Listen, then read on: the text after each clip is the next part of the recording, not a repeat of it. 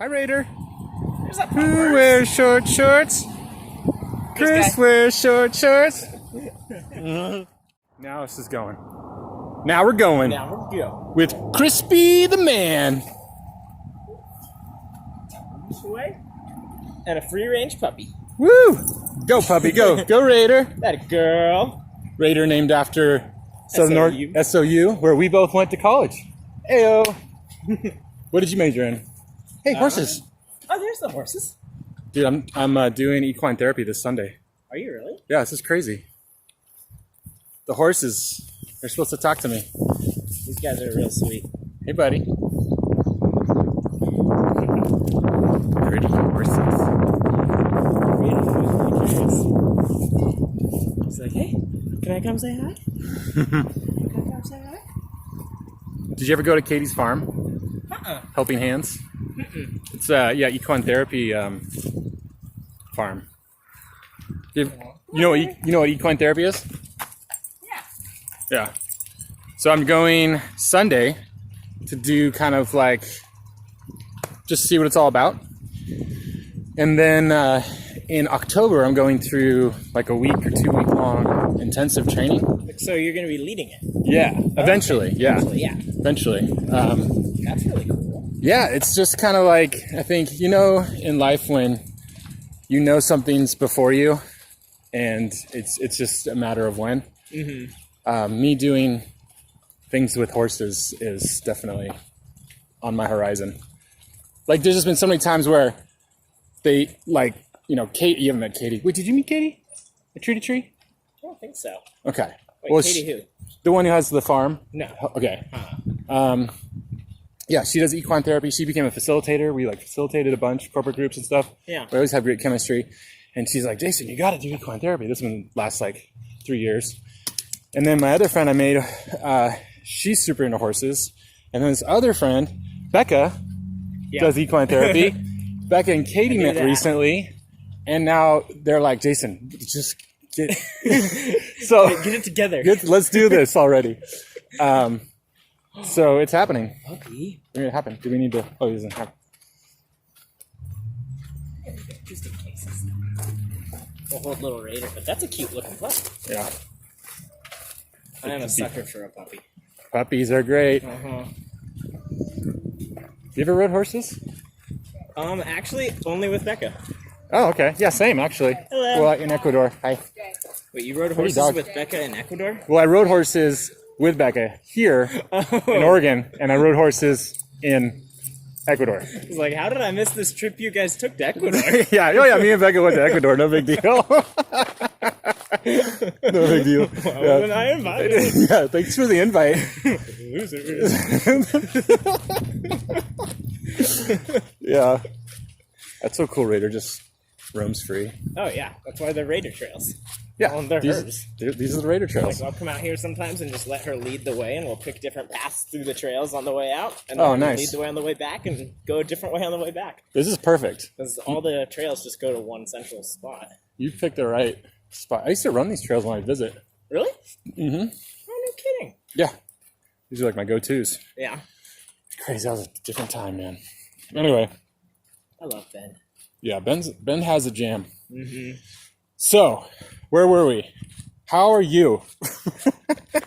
Alive, alert, and enthusiastic. Yes, I'm alive, awake, alert, enthusiastic.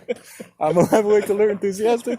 I'm awake, alert, alive. I'm alive, awake, alert. I'm alive, awake, alert, enthusiastic. Yeah, I sang the whole thing. Yeah, you just kicked butt on that. You were more alive, alert, and enthusiastic than me. You were living your best life. I'm living my best life, yeah. I'm calling it my messy best now. Because it gives you permission to show up messy. Yeah. But you're still doing your best. Yeah. But it's going to be messy. My messy best. Living my messy best life. Your messy best life. So you don't make your bed in the morning. Oh, I do. Might not be perfect. That's the best part. That is the best part. Yeah. I actually started a health and fitness platform called Move Every Day. What's that? It's just this idea of, just because I've been into health and fitness since I was 14, and you're super into it too. And I've just noticed how easy it can be. It doesn't have to be a lot, just the basics, right? And to keep it consistent. and the psychology of it. So my big jam with Move Every Day is like, okay, what are you willing to do on your worst day? Because if you have like this regimen and it's this big daunting day and you're not feeling it, you're just going to kind of maybe give up and then get stagnant and not stay consistent. Yeah. So I say, okay, well, what are you willing to do on your worst day? Maybe it's walking a block. Okay, I can do that. I mean, having the worst day of my life, when it's bad in your head, nothing, there's no cure to my, misery, but I'll walk the block. And then once you start walking, you're like, actually, I'm feeling better. Maybe I'll walk one more. So it's just the idea of making it accessible to just start. And that keeps it consistent. And then if you're having an average day, you're going to rock it. Or if you're having a really good day, you can really push it. Yeah. But the idea is, you don't get strong by just going crazy once a week in the gym. It's got to be something every day. Break yourself doing that. Yeah, exactly. And then you're right with consistency too. Oh, consistency. Being like just we deal with people with coaching, and it's like, oh, I couldn't get my thing in. I was just really crazy with work. It's like, well, you didn't have to do all 7 miles that were on your plan for that day. Like, yeah. Just do the one. Just do the one. Exactly. 1 mile, just to your body needs to know that you do this each day. Yes. And even if you can't do it all, doing some is always better than none. Yeah, totally, unless man. It's for an actual injury risk. It's like yes. You just had a big day and you couldn't fit it all in. Yeah. You like doing your activity. I'm assuming you would, at least if you're wanting to do it every day. So then just go do it once. That's the third principle is make it enjoyable. Yeah. Don't find them, as long as it's movement, just keep it enjoyable. Because if it's not consistently fun, you're not going to do it, especially on your worst day. It's like people look at me, they're like, I don't know how you run. I would never do that. It's like, well, then don't do it. Yeah, do something else. Yeah, you should not do this if you don't like doing it. What's the problem? Then don't do it. Oh, man, that's so true. Go hop on a bike. Well, I think that's what you and I have in common. I think my out of all movement, trail running is number one. Like if I couldn't do anything else outside, I had to pick one thing, it'd be trail running. It's like my church, man. It's peaceful. Yeah, zen out, solve problems. I get these epiphanies. Yeah. Clears my head. Especially when it's like, oh, I got 100 things to do. And then I go for a run and within 5 minutes, I only have to do these 3 things. Yeah. All that other stuff is fine. Take care of itself. I'm getting more into doing off-trail kind of exploring and still running, but not sticking to the main trails. Okay, let's go right over here for a second. We kind of did that up at Camp Aquinas. We went to that conference. Oh, yeah. Remember that? Yep. I'm just going to be on your left side. Yeah. Let's get right here. This is her little jam spot. So that's why I like this spot too, because she can cool off and get in the water. Yeah. And then also why we took my car so that she can get into my car soaking wet and not yours. So what's wrong with your leg? I did a long run from Steamboat down on the Umpqua River up to Cottage Grove by Eugene, and made it 15 miles before I started getting sharp knee pain. At mile 20, I was limping. You did a long run. There's no service, so it's supposed to be 52 miles to get to the other side, but I couldn't let Renee know that I got hurt. So she knew the time I was supposed, because I couldn't call her. Oh, I thought because she'd get mad at you. No. Bad Chris! Go to your room. No, so she just knew when I was supposed to be back. Yeah. So then when I wasn't there and she was driving up the road, she just kept driving, and then she finally got to me at mile 33. So I was just limping for 13 more miles after 20. Yeah. And got picked up. And since then, I've just had, the knee pain is fine. That all went away, but now I've just, locked up calves. How long were you limping for? How many? 5.5, 6 hours. What was going through your head? How did you say, that's terrifying. Did you freak out a little bit?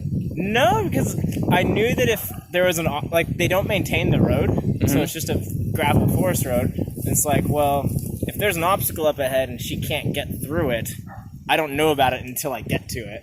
So I knew I just had to keep going forward because I needed to get picked up or get to where I was going. Going all the way back wasn't an option. There was light at the end of the tunnel. Yeah. That's what kept you going. Yeah. But you're miserable. And it was still really beautiful. Oh, it was beautiful? Excruciating pain. Painful. So nice out. Optimism, dude. Yeah, I had some snacks. I had some happy thoughts. I went to my happy place. Ready, girl? I think that's one thing that that's, when you think of a friend and that guy's so blah, blah. Like, my first thought of you is just like optimism and discipline. Those are the two things. Like, you're super optimistic, you kind of just bring a bright light with you wherever you go. And you're just like, you run, man. Like, you do your fitness. So, and I think those two values, I think that's where we connect. I think for me, I find it's a weird balance because I don't always feel like that internally. Samesies. But putting it out there makes it easier to deal with the part of you that doesn't always feel good. Yeah. And it's like, I know some days I feel like crud, and I don't want to make the other people around me feel that way too. Mm-hmm. So maybe I'll just pretend like I'm in a really great mood, having tons of fun, and then hopefully they'll start having fun. And then I'll feed off of that, and then maybe I won't be in a bad mood anymore. It's like a selfish ninja. Selfish ninja move. I'll pretend I'm in a good mood, so you're in a good mood, and then that'll put me in a good mood. It works, though. Yeah. And no, I think it does work. It's not productive to put that bad energy out there anyways, so yeah. I want to do that. Yeah, you said something remember that facilitation training I ran with you guys? And I did the AM/FM thing and the power words, the power phrase. Positive thoughts equal positive energy equals positive results. Yeah, that's what I was hoping you'd say. Say that again, positive. Positive thoughts equal positive energy equals positive results. Yeah, dude. That stays with me. Like Yeah. that and just be strong is like a simple breath mantra to like get through things. Mm-hmm. But yeah, those two have always like been right there. Love it. And then from high school, let's do it to it. Do it to it, Lars. Let's do it to it. It rhymes. Do it to it. It makes me giggle for some reason. I don't know why. But it does. And who doesn't like to giggle? Yeah, giggling's awesome. Commies. That's who doesn't like to giggle. So I live in America because I like to giggle. Uh-oh. We got three. They'll be fine. We'll be fine. It's like the understood area where you can have your dogs running around. Okay. It's the unspoken rule. Mm-hmm. They have signs they're going to be putting up because it used to be really remote back in here. Mm-hmm. And it's a good thing they're doing. They're covering up the open aqueduct channels. It's supposed to help with water evaporation, make it more efficient here. But when they did that, it means that all those houses on that neighborhood can now walk right down here. Okay. Where before there was a 20-foot wide water aqueduct blocking it. That's where we're going this way? Yeah. So you run long distances. I've been known to. What's the longest you've run? Ooh. In one shot? The longest I've run in one continuous run was 65 miles. Oh, and it was in a 100-miler. And I did not finish, unfortunately. Dude, but you ran 64? 65. 60, yeah. Jeez, man. And then I've done a 50-50, which is a 50-miler and a 50-kilometer back-to-back. So you do 81 miles, essentially, over a weekend. Dude. And then this one wasn't running, but it was an adventure race, and it was 200 miles. Ooh, that sounds fun. So adventure race? Yeah, adventure race. So what it is it's put on by Bend Racing here in Bend. Shameless plug of my friend right there. Okay. But it's called this race Expedition Oregon. Now it's 300 miles, but I did it the inaugural year. So there's no course you're following. You don't get any tech. So the night before, they give you the course maps. And the map is where the checkpoints are. And you have to hit the checkpoints in a certain order. And you're with your team. And you can use your compass, your map, orient yourself. And then it's got multiple disciplines. So there's foot trekking sections where you're hiking or running. There are mountain biking sections where you're biking, and then there's whitewater and paddle sections where you're on the river. Oh, jeez. And you have to get to all these different spots and go through the different disciplines. There was climbing. So one of the checkpoints was, I think it was just a 5-10 single pitch route that you had to do on a wall. And then I can't remember what the rating for the other one was.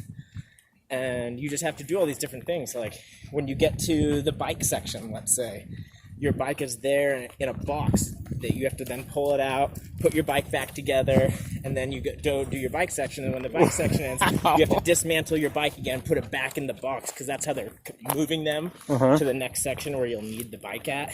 Oh my gosh, that's hardcore. It's so much fun, and that was like my first experience in like being out all day, all night, and we were 79 hours and did 3 hours of sleep for the whole 79. Whoa, dude, that's like military level. Yeah, I definitely learned that if you keep moving, you don't need to sleep. Okay. But once you hit that point where you're like, okay, yep, I know that I need to rest. So if I want, because I know I have, another day and a half, so we have to get some sleep. Yeah. Once you lay down, like, instantly asleep. Oh, I bet. It's the best feeling in the world. Oh, I bet. Power nap. Yeah, I have rarely been as comfortable as I did. I think it was because we went all through the first night. And then the second night, we did 2 hours of sleep. And then on the third night, I didn't feel I felt like I could just keep pushing through that third night. But the team, because you're on a team and you have to stay together. Yeah. Okay, for the team, we all need to stop. We're going to rest for an hour. I put on a pair of rain pants and my light puppy jacket and laid down on the gravel right on the side of the road.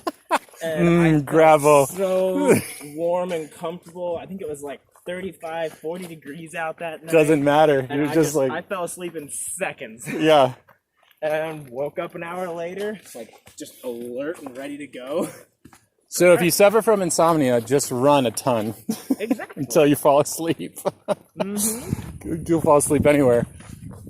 Dude. I'm good at that, because I do deal with insomnia, and I just go for walks at night. Yeah. I'll go up and take Raider, and we'll go up Mount Bachelor in the middle of the night at 1 a.m. Have you ever hallucinated running? From lack of sleep and fatigue?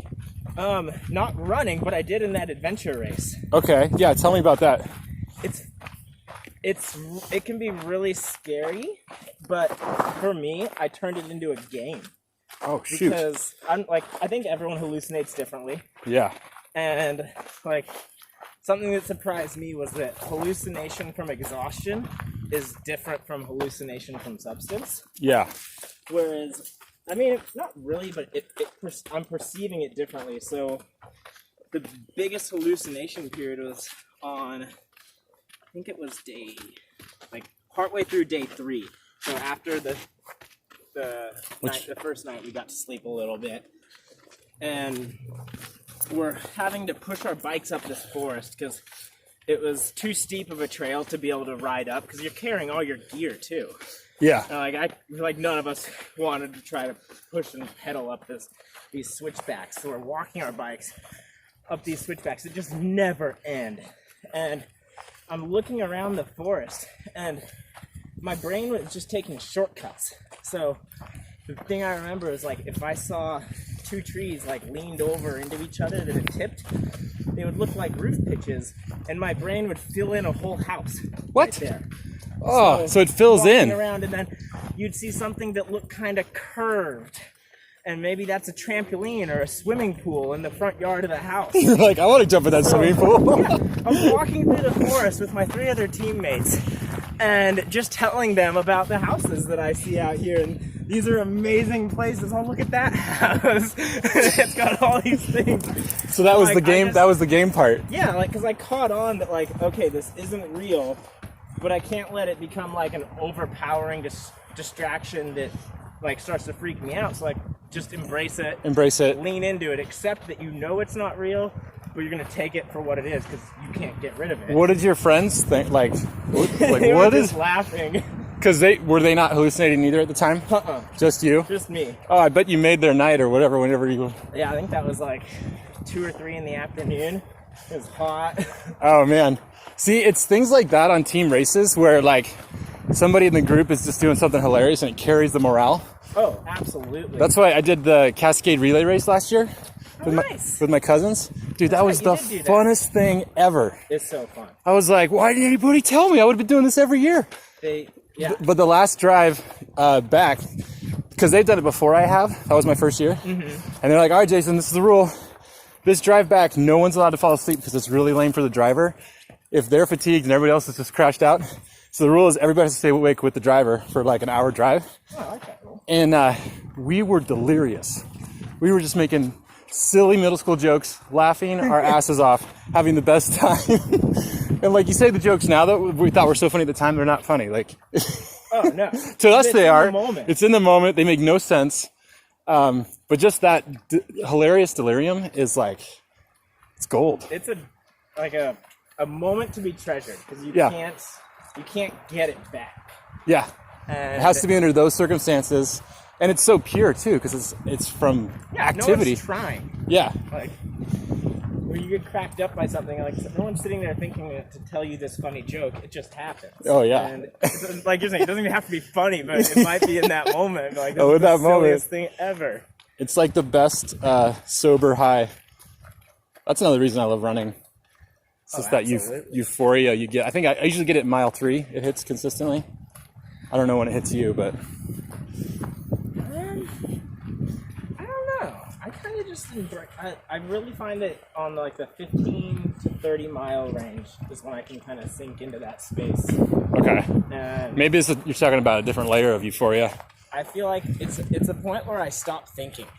Yeah. And that's the best part, where like an hour might go by and I know I was having thoughts, but none of them retains. Like when I try to think like what just happened, I feel like the hour just disappeared. You're in the moment. Yeah. That's the best place. Yeah, I love it, man. It's That's like a really enjoyable experience. It's like the first 2 miles is like a filtration system for me.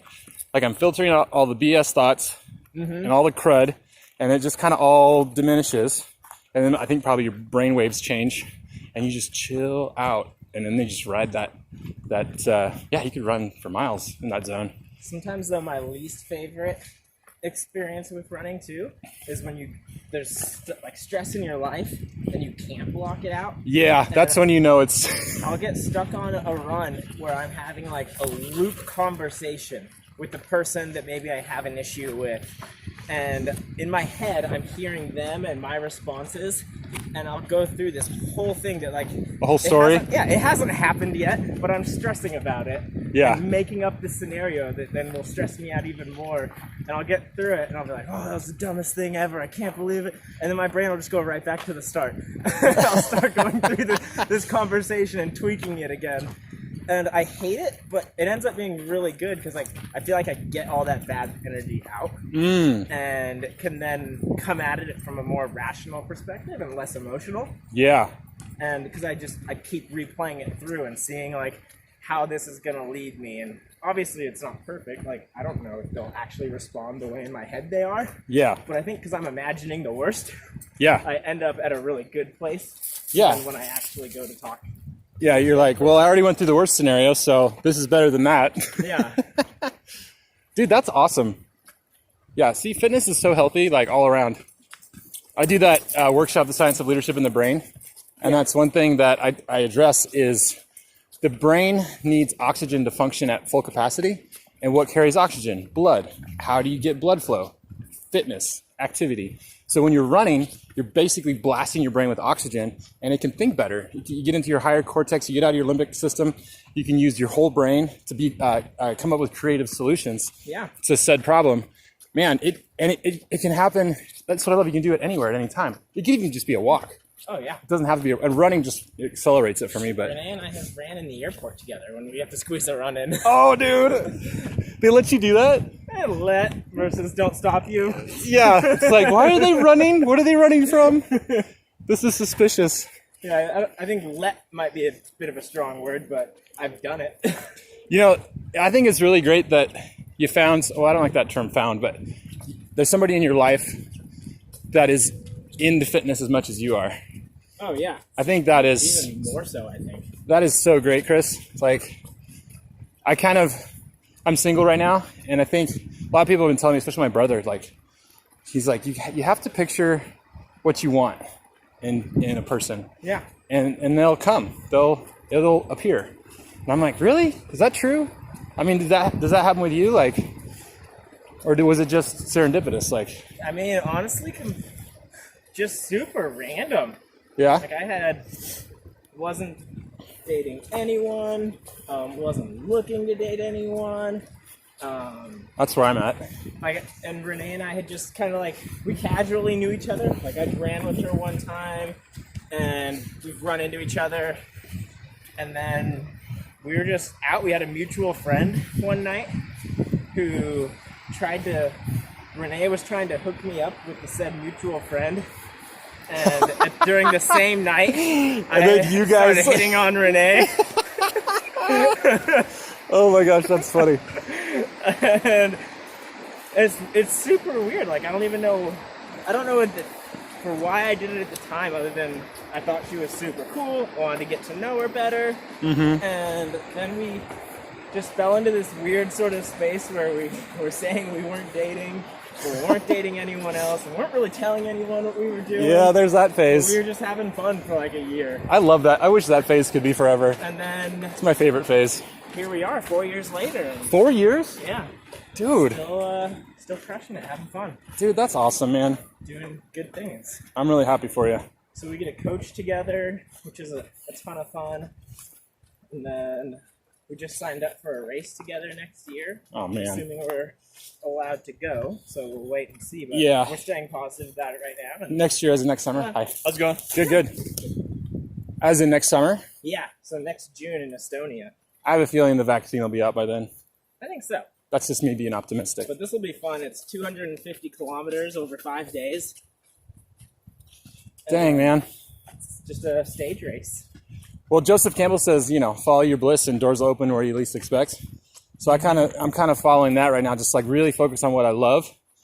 And the pandemic really made that apparent to me, like, because I had all this time. It's like, well, do what you love, man. So I just dove into my passions, this being one of them. And I've just been doing it. And I think from that, me not focusing on, I have to have a woman in my life. You know what I mean? But to focus on my loves and my creative outlets and things that bring me joy, then I think a door will open where least expected, right? Like, Yeah. So that's my jam. And I'm having a great time. I'm actually not really looking forward to a relationship. Like, I kind of want to ride this single thing out as long as I can. Absolutely. I think you need to. I mean, Yeah. like when I first moved to Bend, like after that first year, I had my definite struggles and definitely decided to take the time to just focus on me. So it's like, well, until I can learn to be happy by myself, like you can't rely on finding that other person to fill that void or make you happy. Yeah, and that's They're not codependency. there all the time. So like, Yeah. you need that time to work on yourself and figure out what you really love doing and are you filling your life with things that are important? Because one person doesn't fill all that. Yeah. And you have to have other things. Well, that's what I'm learning is I have this tipping point in my past relationships. I remember the instant too when they became my everything. And then it's not fair to me. It's not fair to them. No. Because they're not perfect. And then I'm unconsciously probably expecting them to be perfect. And I'm also expecting myself to be perfect for them. That's what really I'm learning is the drag, is when I'm not living up to my own expectation based on said person's, what I'm perceiving, they're perceiving of me. It's like this weird mirror thing. Yeah. I don't know if that makes sense. No, I get that. And I'll beat myself up more based on how I think they're reacting versus things they do or don't do. Mm-hmm. So it's more it just amplifies my own inner dialogue that's negative, right? Yeah. So I have to, like you say, I have to find peace with myself where they're independent of that. We'll both catch ourselves doing that, where one of us will apologize to the other one, and it's like, what are you even apologizing to me for? And it's like, because I feel bad. It's like, yeah. But don't. Like, you haven't done anything that's made me look at you in any less of a positive light, so you should just, what's that feel bad thing that happens with us? What is that thing that we're feeling bad? Like what? You know what I mean? Yeah. Is that... I think it's just... Well, I think there's a level of like, if you think you did wrong, you have the empathy, or you feel bad because you think you did something wrong. Yeah. You weren't at your best or whatever. But then, is there a level where it's rooted in pride or fear, like not accepting yourself enough to the point where, I'm expecting myself to be perfect when that's impossible, and so then that's a pride thing. Like you're priding yourself on some weird false expectation of some ideological self. I think that's one aspect of it, but I think there's a less an aspect of it that doesn't make you look as good, and it's that you expect sometimes your partner to live up to a certain thing. Yeah. And you know that if you want to expect that, you have to also portray it. Yeah. So it's vicious cycle. Yeah, so it's your expectations of them, but also your expectations of yourself, both coming in to then make you feel bad when you don't. It's like the perfect do storm. Something at the level that you think you should be doing it. Yeah, here it's every 30 minutes. Very good. So how do you feel? Do you need to? We could pop back this way. Okay. Do the trail up that way then. If the conversation keeps going, do we have more trails over there? Yeah. Okay, good. Yeah. We're like cooking, brother. Yeah, so we'll do a big loop. Here. Oh yeah. This way. Raider, come on, girl. Come on. Raider, come on, girl. Yeah, I like this because this is her least favorite part of it, but she's so used to the routine. Okay, good. She's already way down there. Good girl. I think that's yeah, I do this thing where I tell myself stories about what I think they think of me or what I think they want me to be. Mm-hmm. And it's almost an unattainable goal. And what's weird is the reason they were attracted to me in the first place is because I was living my jam already. Yeah. So why does my jam need to change? My jam should stay the same. Yeah. I mean, sure, it'll point out some growth areas, but it shouldn't be so toxic to the point where your world is over.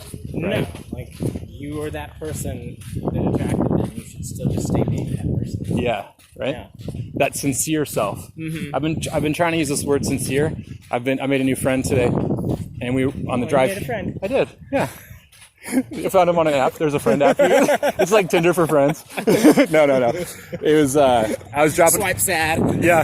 No, that's why I'm here. I chauffeured him and his son to a 4-day expedition. Yeah, I told you. Yeah. And we had this amazing talk on the way here. I was like, man, I wish I was podcasting this. Really cool dude. He's actually hiring me to do an expedition with him in September. Oh, sweet. Yeah. He wants me to be his guide. He's like in his 50s. Really? He's like, dude, I love your attitude. So where are they going? Sisters. Like, are they doing the loop? You know, I don't know. Okay. I wasn't even. I should have asked, but we were more secret agent. We got super into spirituality, philosophy, AA. He's an AA, and he just has this amazing story. Like, brilliant guy. Oh wow. Yeah. He's one of the leading real estate agents in New York. Huh. And he really is thirsty for nature. Yeah. And getting his son in nature, and this is the rite of passage thing for him, and he's just a really great dad. Like, yeah. I'm like, you inspire me to be a better dad. I'm totally doing this with Crosby. Yeah. Anyway, I forget so we went back and forth about what it means to be authentic and what it means to be sincere. Because sincerity, I feel like that's a word that's been hitting me a lot lately, and the importance of it. So I really want to get the definition of it. Hey. She's like, oh, who's this kid?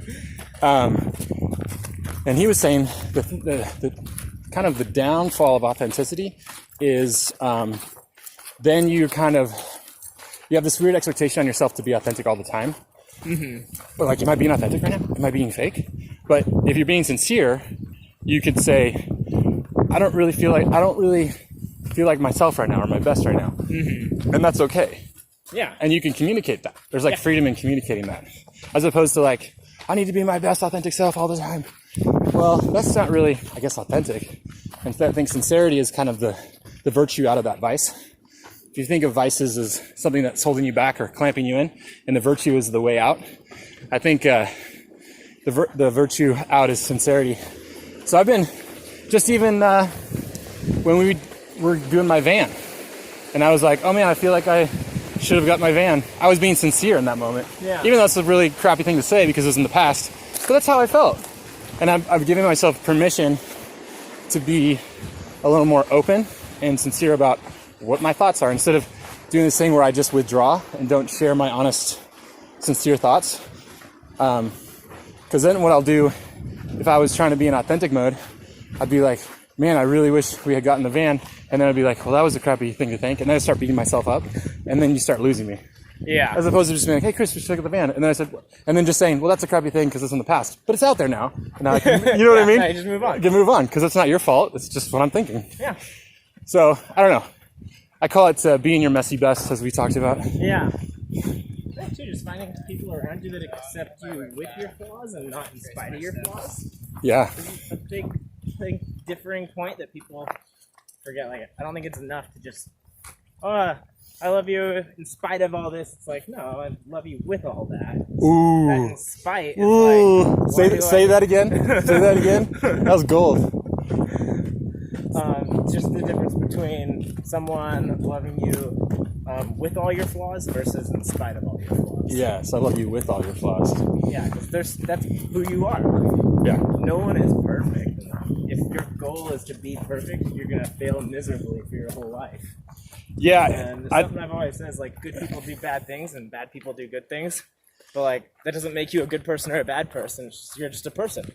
Yeah. And you're gonna make mistakes. You're gonna upset people at times. You're not gonna be perfect. And just gotta accept it. Like you said, it's in the past. I think there's a fine line though where I could be wrong. I mean, just put it out there. The benefit of, yeah, I'm messy. Yeah, I'm amazing. Yeah, I'm awful. All those things. Yeah, you are. But to aim towards the best. Yeah. Right? Yeah. Oh, definitely. Like, yeah. You never want to settle. Like, you know what you're capable of. Yeah. Well, and I don't. Like, when Patricia at the lodge said, "Hey, Jason, let's run 100 miles this month on the Nike Plus app." And I was like, "You could do that? Yeah, that's a challenge." This was like 5 years or 6 years ago. And Echeverria? Patricia Dated Joey? Yeah. Yeah. Mm-hmm. Okay. Yeah, she's great. I wonder what she's doing. She's in Hawaii. Yeah, she's in Hawaii. Yeah. And Tangent. yeah. And I was like, okay, I don't think I could do it. And then I really didn't think I could do it. And then I totally did it. I was like, that was kind of easy. So then I did 200 miles. 25 a week. Yeah. At the time, though, that seemed impossible. It can seem like a lot. It's daunting because it's a big number when you break it into bits. Like 25 a week. Yeah.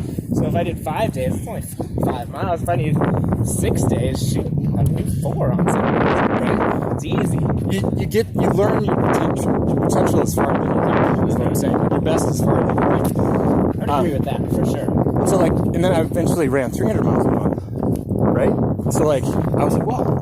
This is in big weeks. Yeah. You a runner. Yeah, right? I was like, okay, this is possible. And then someone's like, hey, Jason, you should do the Murph. And I was like, there's no way I could do the Murph. Are you kidding me? A 20-pound vest, run a mile, 100 chin-ups, 200 push-ups, 300 squats, run another mile, all with a 20-pound vest on. Like, that's under an hour? What? Like, that's insanity. And then I did it. Now I do it like once a week. It's like my routine. Your routine? That's a good routine. Yeah. Like, it just is now part of my life. It's not hard. Yeah. But there was a time where it's like, you kidding me? That's a joke. That was like, this is back in, I think November. I realized I couldn't do a dip. Like, not one dip. Oh wow, really? Yeah. You? Yeah. What? And I had zero lat activation, and I just told my buddy Ross, and I was like, hey. Well, it's your lower pec, right? Yeah, a lower pec, but you're also just getting that engagement to keep your shoulders back. Gotcha. And activate through the whole push. Gotcha. But I just told him, I was like, hey, I used to do these all the time, and I can't do one right now. Do you want to do these with me on these days? And he's like, he looked at his workout program, and he's like, oh yeah, that would fit on my days on these. He's like, okay, cool, I worked then, so I'll just come back on my shift and I'll knock some out. And we started with bands. And I had the thickest band, so I think it made me only like 30 pounds. And it was still so hard. Wow. I'm like, oh, this should not be this hard, but I'm right? doing it. And then we would do 5 sets of 10 with the band. And then I was like, okay, we did them. And we do that twice a week. And on my other days, I just come back and try to do a few every now and then. And then after a few weeks, get another band less, another band less. Mm-hmm. Work up to it. And then it just got to the point where like, oh, now we're just out here with a weight strap and doing dips on the bar. With a weight, like 10, now I'm doing pounds. more, yeah. And I'm like, man, well, I never would have thought I'd be doing this because I couldn't do one. Exactly. Back then. And it's funny, sometimes I tell people about the Murph, and I will say I aim to do the Murph once a week, sometimes I do half, so I want to be honest with that. But sometimes I feel like people think this is an ego trip that I'm sharing this stuff. Because I get looks and I'm like, no, this isn't, I'm not trying to impress you. I'm trying to share like your potential is way further than you think. You just have to kind of shift your thinking about it. Yeah. And I want to get people excited about like just starting, just get that ball rolling and you'll be really impressed where it could go. Yeah. Yeah. It could go to some places that you had no idea. And because like, in athletic conditioning class, the coach is like, okay, so you exercise a bunch, a ton, and then you plateau. You don't want to plateau. You want to push it different, switch it up, which is correct, like if that's your goal. But then I remember thinking in class, like, I kind of like the plateau. And I'll tell you why. It's because, like, for instance, I've plateaued with the Murph. It's like brushing my teeth now. Yeah. It's not hard. Well, it is hard, but I don't have to, it's not as daunting as it was before. Yeah. And it's just part of my life. And now I can do, self-improvement. it's self-improvement. And I think with the body, we should have the basics, like the plateau basics. Like, I would say walking an hour a day at minimum. Like hang out with Raider. 30 minutes out, 30 minutes back. Just if everybody did that, like everybody would be so much happier. Like just the basic. Easy. Yeah, right? So that's kind of like, I don't like this idea that fitness has to be this unchaseable carrot. Like I like fitness, like you have something you can rest in. Yeah. And you enjoy, and it's just your jam. Instead of this like, oh, I got to do exercise. You know, it's like, well, who wants to exercise? You want to go for a trail run? Hell yeah. Yeah. Yeah, dude. And that just happens to be exercise. Yeah. You see what I'm saying? Like, it's actually my favorite part of it too. Like I love doing the peak and building up for things. Yeah. But that period of time where you're just like, in the gym. I'm not doing any big event or anything for X amount of months, and just want to stay healthy and maintain. So yeah. The joy of maintaining. Spot. Yeah, dude. The sweet spot. Okay. This way? Yep. Raider. So I know I've been talking a lot. It's like I'm interviewing myself. I feel like but I'm just excited because I don't get to talk about this stuff with a lot of people that are into fitness as much as I am, you know? Yeah. Well, I work in a gym and therapy center and recovery zone. Exactly, dude. Coach athletes. Yeah. I know what I do. Yes, dude. Why haven't we hung out more? Because you don't live in Bend. That's true. Lame. But still. But still, seriously, don't move to Bend. We don't want you here. Bring Ben to Portland. Come on. So I'm breaking up her normal routine. And she's like, what? Why are we going down this path? What's happening? What's happening? We're going to do a little safe passing. Here we go. How's it going? Doing well. Hey, buddy. You're so used to the same path we walk, and it's like, wait, we're going a different way this time. Hello, buddy. So one more thing I want to share because I'm excited about it. Yeah. So that relay race, last year at Cascade Lakes, they had horses to keep cougars away for the night runs. You saw the horses too. Yeah, and I was like, oh, this is a thing. This is like a thing they have to actually look out for. Cougars are a problem. And I was thinking during the pandemic, there's probably going to be more cougars because there's less cars on the road. Things are quieter. They're going to probably be more around where people are. And people want to be outside on trails. I was like, oh, there's going to be maybe some more cougar attacks than normal. Maybe. And so I remember learning about in India, there was these tiger attacks. So the people start wearing masks on the back of their head, and there was way less tiger attacks because the tiger wants to attack from behind. Right? Yeah. And there's no behind to attack. That's genius. So I was like, what if I design a shirt that has two big eyes on the back? I saw that shirt. And it says unpounceable, dude. Yeah. Oh, dude, I'm so stoked about it because it's practical, right? Like, it just gives you more confidence on the trail. Yeah. Not to worry so much about a cougar attack, even though. And you could view it as a metaphor too. What would the metaphor be? Just like in life in general, like you can't stop me. I'm unpounceable. Yeah. I love it. Yeah. So people have been really excited about it. When they show them, they're like, I'm buying one. So I always wanted to share that with you since you're a trail runner. I should have wore it today out of all the days. I know. Get pounced by these kittens. I want to die by a cougar attack on a trail run, like one of my 80s. That's not a bad way to go. That's how I want to go. My worst fear is dying on a hospital bed where they're just sucking my money that could go to Crosby or whoever. Yeah. It's like, no, It's like I'm going to all your die time. in the forest, trail running, doing my happiest thing. Yeah, on your own terms. Yeah, exactly. Not surrounded by beeping machines. Yeah, right? Sounds like torture, dude. The sterile environment. No, thank you. If manifestation is a real thing, I'm manifesting that. But wait till I'm 80, okay, guys? Yeah. I don't want to die tomorrow. Give me the time. I got more stuff to do. And there's the Raiderade. I knew where you were going. You remember Luke Ward? Yeah. He asked this awesome question of Becca when we hung out last time. He's like, Becca, what currently excites you and frightens you in your life moving forward? So that's my question to you. What currently excites you and what frightens you? Right now, I think the same thing. What excites me are the things that I have on the horizon that have been goals of mine that are finally coming to fruition. Good band, by the way. And what scares me, though, is taking that step and fully committing to it, because that's when you can fail. Ah. So it's definitely held me back for a long time, because I didn't trust in myself and have the confidence that I was capable of doing what I want to do. Mm-hmm. And I've gotten to the point where I really do. I think I can do it.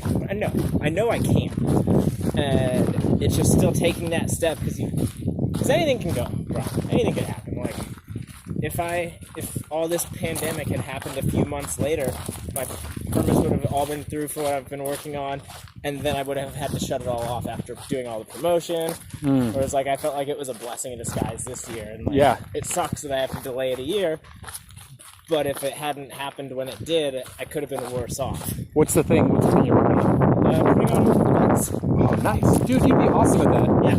So I've got a long-term goal of putting on different trail events, not just riding, but multi-sport events, winter events, and making it a dual-sided business, because I'd like to do winter guiding. Because we don't really have a ton of that here in Central Oregon. Like hikes or? Like snowshoe adventures. Oh, nice. Little trips like that. Just something different than what's provided right now. But there's just more of a capital investment to do that sort of thing. You have to get the gear. You have to have a bigger insurance policy that goes with it. Yeah. You need to figure out your transportation methods. You need another advertising revenue source. And whereas doing like races and events like that, you need some capital up front, but not as much, because if you strategize effectively, you're getting that entry fee income before the event starts. So you're using that as your source for putting on the event, and then if you do well, you make money. And then I'd like to just do well for a few years, hopefully, and then use what I've built to then start the guide side of the business. So it'd be like 8-9 months out of the year putting on events, and 3-4 months out of the year leading and guiding people and doing stuff. And that's been like a passion project idea of mine really since my early 20s. Oh, dude. And I've just been kind of mulling it and rolling it over, and I think living out here gave me a bit more inspiration. Passion to want to do it. Yeah. And there's so many places that I'm passionate about in this area that people don't utilize. And then there's fundraising goals that I'd like, and supporting different land areas. Like, there's an area that I can't bring up just because it's kind of DL that shut me down hard on putting any events on. And I had a long talk with them, and they're like, hey, we want people to come here too. We want them to know what's out here, but we don't want to do it through any commercial means. Like, it goes against the stated mission of the area that I was looking at. So I found a workaround, and it's not doing a commercial event. You can do a fundraiser. Oh, nice. And I just scaled it back, and I really just stepped back and thought about it. It's like, well, why do I want to do this particular one? It's like, is it to make money, or is it because I really want to get people out here? Yeah. And I came to the conclusion that I really just want people to come see this. Nice. It's incredible and stunning. Way to be creative, man. Yeah. So then it's like, okay, well, maybe I can't do the time investment for the initial plan that I thought I would want to do here. But what could I do? Like, what could I donate of myself to make this happen? And then I came up with another event idea, and we just do it where all the proceeds go straight to the area. So it'd just be, hey, we want to bring people in, we want to experience and see what this whole part of the world has to offer, and then instead of trying to use it to capitalize on it, I want to use the place to better itself. Oh, dude. Pump everything back into it. Dude. So there's no There's no salary for it. There's no covering your expenses for it. It's just every penny that it gains goes right to it. Nice. And way to be, man. That's awesome. now we just got to wait for the pandemic to end. Yeah. Waiting game. I've got it's a that waiting game. kind of sitting out in the front that I can't wait to actually get going and have happen. Well, if you need anybody with niche skills for whatever said thing, let me know, because that sounds like an awesome thing to be part of, even if I was a client. I do have a race plan that I wanted to do, and I'm trying to find a workaround. So I did this adventure race in Lapine State Park, and we were doing so like that long one I mentioned earlier, but it was a shorter. It's a 7-hour race. Mm-hmm. So we were running, or fast packing, mountain biking, and flat water paddling. Mm-hmm. And there were sections where we had to get from one side of the river to the other with our bikes. So we're having to go down the banks and get across the river with Raider without losing our stuff. I was like, this is so cool because you can link all these different trails together out here. And I was like, well, what if I did that in a running race where you had to run down through one section of a loop, jump and swim across the river onto the other trail, and then run that section of the loop, swim across the river at another spot, run this other loop, swim across again, and then run to the finish. Nice. It's like, this is going to be the coolest thing ever. Pretty much. But now they got a new park director, and he's worried about erosion, which is a really fair issue, and I was surprised that they were allowed to put on the event the first year I did it. Let's put it this way. And so I'm trying to find ways around, like, well, I still want to cross the river, but how can we do it? So I've come to 2 ideas, which are getting rubber mat and laying mats down from the trail all the way down to the river. Oh, nice. To protect the soil from being eroded. Mm-hmm. And then the other idea I've come up with, which it starts with a T. What's the type of traverse that doesn't go up or down on a cable? Terwilly. Oh, I don't know. It's called a traverse static traverse belay. Yeah. But I'm sure maybe there's a bigger word. I don't know. I think there is, but you know what I'm talking about. Yeah. Yeah. Well, it's the course, the tree. The 6 courses are all horizontal. Yeah. Yeah. So yeah, just setting that up and being able to have everyone clip in, pull themselves across really fast. Oh, cool. And then get down on the other side and setting up a few different lines. See, you're busting into your creative brain, man. Love it. Raider!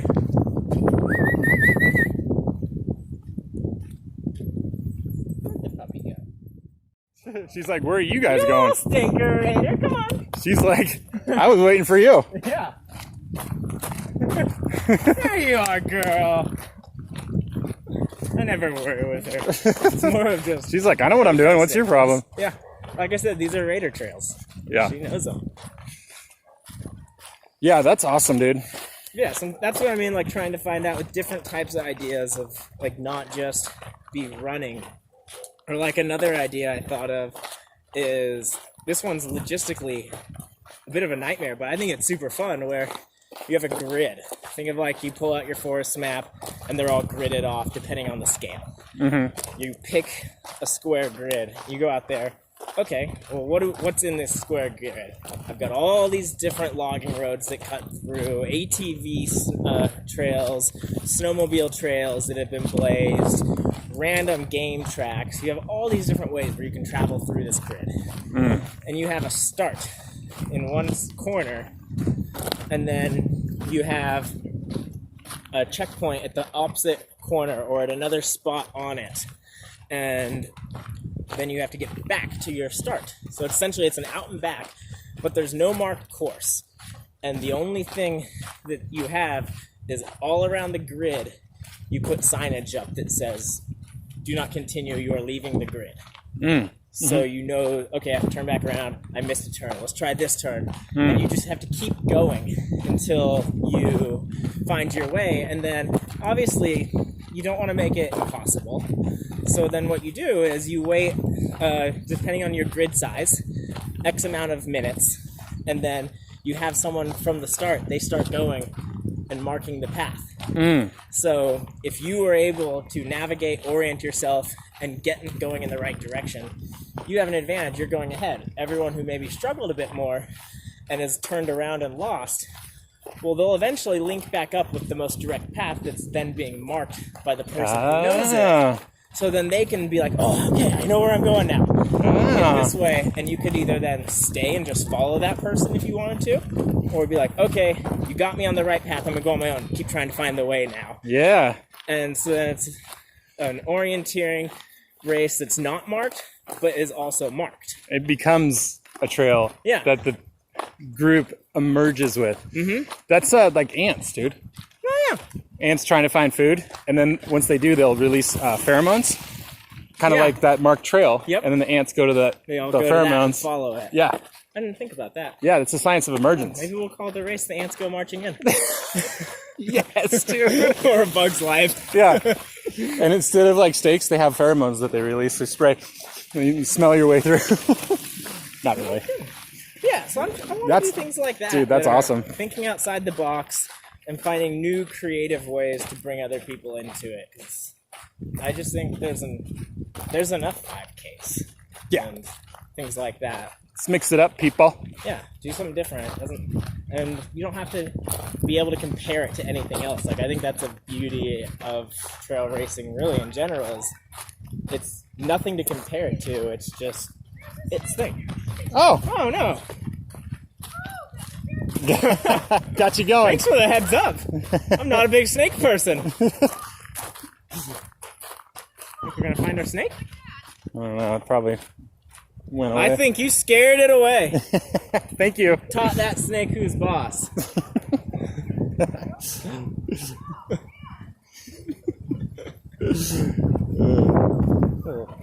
It's snakes don't bother me unless they're rattlesnakes, but are poisonous or whatever. They don't make me jump anymore, but I have no desire to be near them. Like, just the other day, we were walking downtown, and there was some dudes on the street that had the huge snakes. Oh, yeah. That were, like, downtown. You're like, on the sidewalk, no, thank showing you. them. And Renee's looking at me like, what are you doing? I was like, I don't want to be near that snake. I'm not afraid. I know it's not poisonous. I know nothing will happen. Yeah. I just don't want to be near it. I have a weird thing with that, with the people that wear those, like, Disneyland costumes. Those big... Oh, yeah. The furries? Well, when they have the giant costumes on, so they're like... Raider. You're basically looking up at them. Oh, yeah. Yep. I don't know what it is, but I avoid them at all costs. I'm 40 years old, and I'm like, eh. You I'm not get too close to me. I'm not really scared. It's just Raider. I just get really awkward. I'm so sorry. I just get really awkward around them. They're gonna hate us now. It's like they're so jumpy. Yeah. Whatever. Yeah. Yeah. I've only seen a couple rattlers since I moved out here. Oh, there's rattlers out here, huh? Mm-hmm. Scorpions? I think so, but I haven't seen them. I think you have to get a little more northeast. It's real dry, right? So. Yeah. I would think that maybe towards Madras, northwest, and then out towards like Maupin and up towards John Day, like that whole swath. I'm a Scorpio. What's your sign? Taurus. You're Taurus? Yeah. Bull in a china shop? I get told I'm quite blunt. I could see that. When you want to be. Yeah. Sometimes it's just easier. Let's just get this on the table. Yeah. More to the point. Scorpios are a little more mysterious. Like Batman. Yeah, or a little incognito. A lot incognito, actually. Yeah. Well, cool, man. Trying to think, we're getting close to the end. Is there any... This is the end, my friend. The Doors. Yeah. It's a great song. Oh, yeah, it is. Just keeps going. It's not the end. The song's taking forever to end. Did he just transition to Roadhouse Blues? Yeah, the song did not end. Dude, Riders on the Storm is still my favorite of theirs. Crystal Ship. Oh, dude. Yeah, we got a Doors fan. I put that on back in the day before phones and everything. Mm-hmm. Well, smartphones.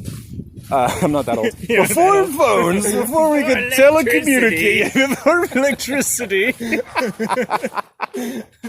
Oh man, Using cups and strings. yeah, back in those days. Who's president? Forgot what I was gonna say. What were we talking about? Phones.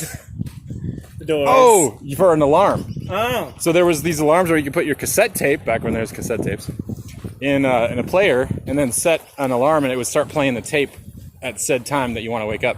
And I would always do Riders on the Storm, Really? because that's the best song to wake up to. I remember seeing, I think I first saw this, I think it was in the That 70s show. But it was a old retro 70s alarm clock for Kiss. I wanna rock and roll all night and wake up every day. Wake up. They just dubbed wake up into it. Because they wouldn't wake up normally unless they said that. Oh, it was so good. Wake up. I've always wanted that alarm clock since then. I'm like, how do you get that? You probably get it on eBay. Find it somewhere. Someone's made it. Yeah. Just a novelty thing. Mm-hmm. As long as it lets me hit snooze. Oh, dude, I'm a big fan of I'm a snooze. huge fan of I hit snooze. snooze 3 times this morning. It's- Driving from Portland early. It's really funny. We have a spare room with an extra bed in it, and Raider usually sleeps on that bed. She'll stay with us until we fall asleep, and then she gets out of bed, goes to her own bed for the rest of the night. But if Renee has to sleep later than me, because a lot of times she'll get up before me, and she's really good. She hits the alarm and she's up out of bed. But I snooze.